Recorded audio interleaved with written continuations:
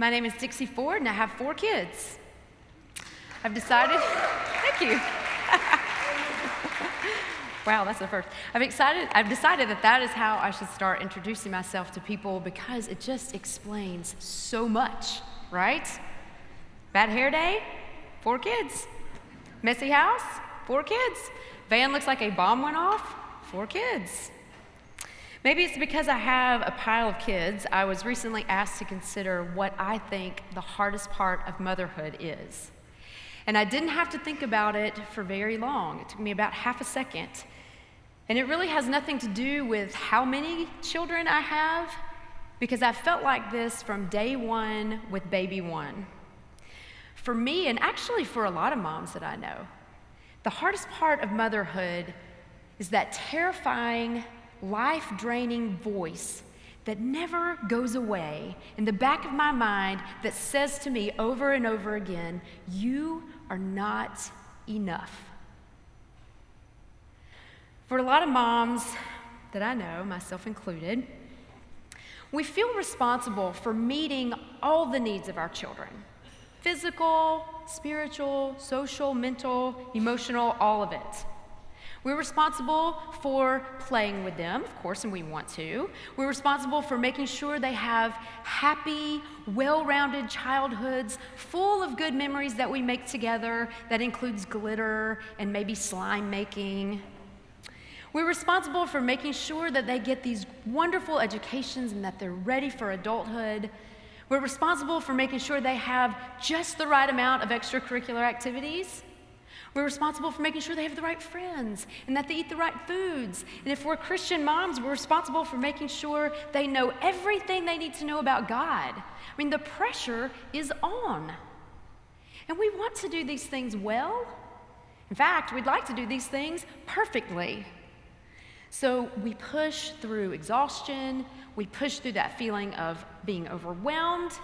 We push through so much fear of all the ways that we could fail. Mainly fear that we are not enough. Now here's what I suspect. It's not just mamas feeling this way, right? Anybody else ever feel overwhelmed by life's demands? Anybody else feel like you're carrying the weight of the world on your shoulders and it's up to you to save it? Let's pause for a moment and let's hear a story from Scripture. We're going to look at Luke 10:38 through 42, and I feel like this text speaks so well to all of us who are striving so hard to do all the things, but never really feeling like we're arriving. So let's take a look at this together. Luke 10:38 through 42. Now, as they went on their way, Jesus entered a certain village where a woman named Martha welcomed him into her home. She had a sister named Mary who sat at the Lord's feet and listened to what he was saying. But Martha was distracted by her many tasks, so she came to him and asked, "Lord, do you not care that my sister has left me to do all the work by myself? Tell her then to help me." But the Lord answered her, "Martha, Martha, you are worried and distracted by many things. There is need of only one thing. Mary has chosen the better part, which will not be taken away from her."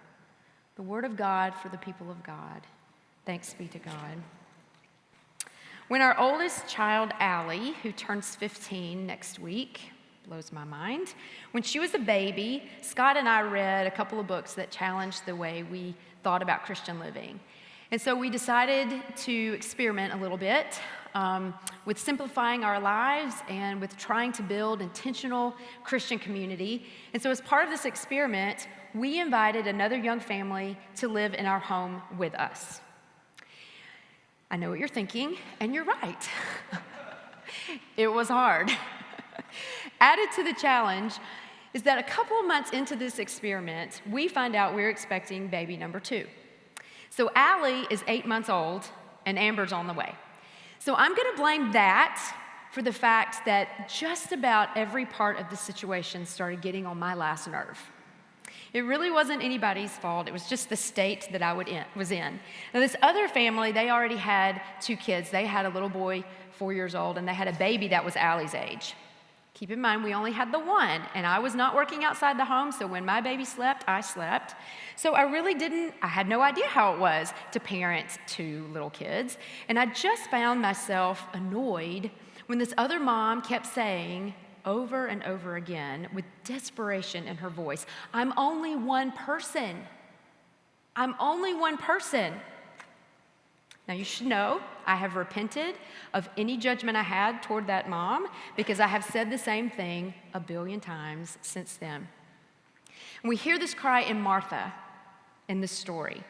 She's just had drop-in company. Who loves drop-in company? Let me see your hands. Nobody. And it's not just anybody, it's Jesus. What would you do? I would scramble around like a crazy person. I would be kicking dirty clothes under the bed. I would be scrambling in the kitchen trying to find something to feed him. I would want everything to be perfect. And we see Martha doing this. She's working so hard, and she can't get it done. And when she's finally had all she can take, and there sits Mary, she just kind of explodes. And I just hear that cry in her voice that I heard in my friend, "I'm only one person. Can't you see, Jesus, that I'm struggling here? Tell Mary to help me." Now, poor Martha gets a bad rap in this story all the time. She is worried. She's the one that's distracted. She is ignoring Jesus. She's bitter. But I don't think Martha's so bad. Martha's doing exactly what I would do and probably what you would do as well. Martha has welcomed Jesus into her home. She's doing what she's supposed to do. It's interesting to me that at the beginning of this chapter, in chapter 10, Jesus is telling his disciples, when you go into a town, you eat what they put before you. And if you go into a town and they don't welcome you, you leave it and literally shake the dust of that town off of your feet. Martha is doing a good job here. She is welcoming Jesus. She is preparing food. She's making sure everything is ready. She's doing what she's supposed to do. The work of hospitality is hard and it's important, and somebody actually has to do it. And in this day, it was the woman's job. Martha's being a good girl. Martha gets straight A's. Martha is a Proverbs 31 woman. Did any of you ladies ever hear that? Did you grow up with that? I remember being told somewhere along the way in my journey that if I wanted to make a good wife, if I wanted to be a godly woman, Proverbs 31 was what I should read and try to do. So let me read you a few phrases from Proverbs 31 that describe this ideal godly woman. Works with willing hands, brings her food from far away, rises while it is still night and provides food for her household, considers a field and buys it, plants a vineyard, makes her arm strong. Her lamp does not go out at night. She's not afraid when it snows, for all her household are clothed in crimson. What? Who can do this? No wonder this woman's lamp never got to go out at night. If she's buying fields and planting vineyards and doing push-ups, I mean, there's no time for this woman to sleep. Martha's trying this. Martha is living this. She knows her role, and she is trying to play it perfectly. And then there's Mary. Bless Mary. Until recently, I've just read this story, and I've just found myself annoyed with her. I don't know if it's okay to say that or not, but it's true. She sits down with Jesus. She knows all the work that has to be done. She's been raised the same way Martha's been raised, but she takes a seat and leaves it to Martha to do, and then she gets commended for it. And up until now, I've read that, and just something hasn't set well with me in that. Something's not right. I'm missing something in the story. So I did a little research, I did a little reading, and here's what I found out. When Mary sits at Jesus' feet, she is taking the posture of a student, of a disciple.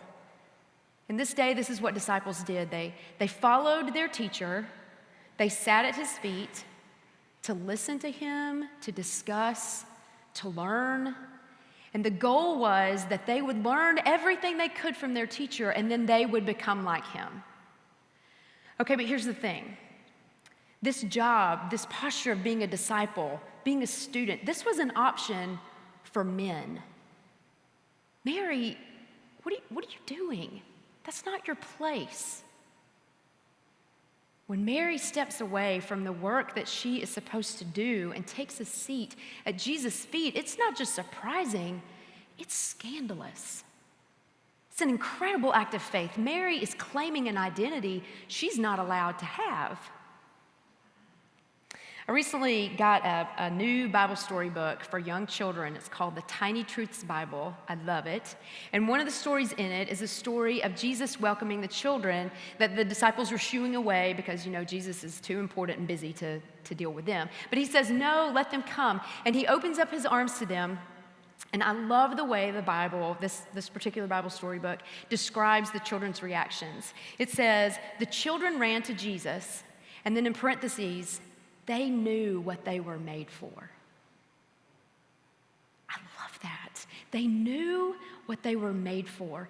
In this story, Mary knows what she's made for, despite what she's been told, despite the to-do list that isn't going away, despite what her culture has demanded of her. She knows what she's made for, and it's not actually worry and busyness. It's not actually perfectionism and performance. Mary knows what she's made for, so she claims her spot at the feet of Jesus to be a disciple, to be still for a minute, to listen to him, to learn from him, to become like him. It takes courage to step out of the places we've been told we belong and sit at the feet of Jesus.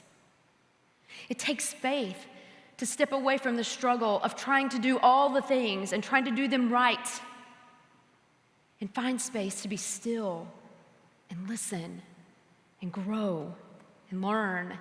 It's not natural. It's uncomfortable to be still. We spend so much of our lives doing and trying and striving and working that stillness and listening can actually feel like failing. We're not accomplishing anything. This can't be right. Stillness, even stillness with Jesus, doesn't seem like an option when there's so much to do, and clearly it's up to us to do it. But is it? Is this what God calls us to do, this life of staying worried and staying frantic and trying to do it all? Is this what God calls us to do, to perform, to save the world in our own strength? We can't do it. I read a sermon a few years ago by a woman named Barbara Brown Taylor. She wrote a sermon about Peter walking on the water. So Peter and some other disciples were in the boat, and they look up and they see Jesus walking on the water, and the other disciples just watch. But Peter decides he's going to give it a go himself. And he hops out of that boat, and there he goes. And as long as his eyes are on Jesus, he's fine. He's walking on top of the water. But as soon as he takes his eyes off Jesus, there he goes. Into the water. Jesus has to save him and put him back in the boat. I've always heard that the point of this story is that if we keep our eyes on Jesus, we can walk on water, or whatever our challenge is. And if we take our eyes off of Jesus, we're going to fail. And there's truth in that, there's validity in that. But Barbara Brown Taylor suggests that perhaps the reason Peter sank is because he had no business trying to walk on the water in the first place. That was Jesus' job.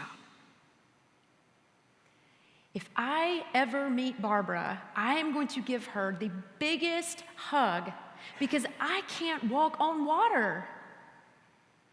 I can't walk on water as a wife, as a mom. I can't walk on water in my job, and it is not for lack of trying. And whether you are ready to admit it or not, you can't walk on water either. And it's okay. Walking on water is not what we're made for. It's Jesus' job. So what is our job? What do we do with this? How do we follow Mary's example and choose the better part, as Jesus said? How do we step out of the kitchen when there's so much work to be done in the kitchen? We cannot deny that God has called us to action. We know this. If you missed the sermons the past 2 Sundays, please go listen to them. They're so good. And there's such good reminders that we are called to feed the hungry and build houses for people and read to children and strengthen families and all the things that we give our money and time to as grace. We are called to this work. We are called to action. But we must not lose sight of the fact that the action that we are called to, the work that God calls us to do, is not going to be accomplished in our own strength. It is not going to be accomplished because we try harder and we stay up all night. The work that God inspires and calls us to do, God empowers us to do when we spend intentional time in the presence of Jesus, learning, listening, finding rest, finding strength, finding His resurrection power. We don't need to worry and keep ourselves distracted. We don't need to be afraid that we can't do it all on our own. We can just go ahead and admit it. We can't. We can rejoice in the fact that we are limited, but God is not. We are disciples of the Creator, the one who spoke the world into being, the one who takes our water and turns it into wine, the one who takes our not enough and gives thanks for it and breaks it and feeds thousands, the one who says to us, "You will do greater things than these." How? Only by becoming a disciple of our Savior and letting God work through us. The fear of not being enough, hands down, has been the hardest part of motherhood. Maybe it's time to let that one go.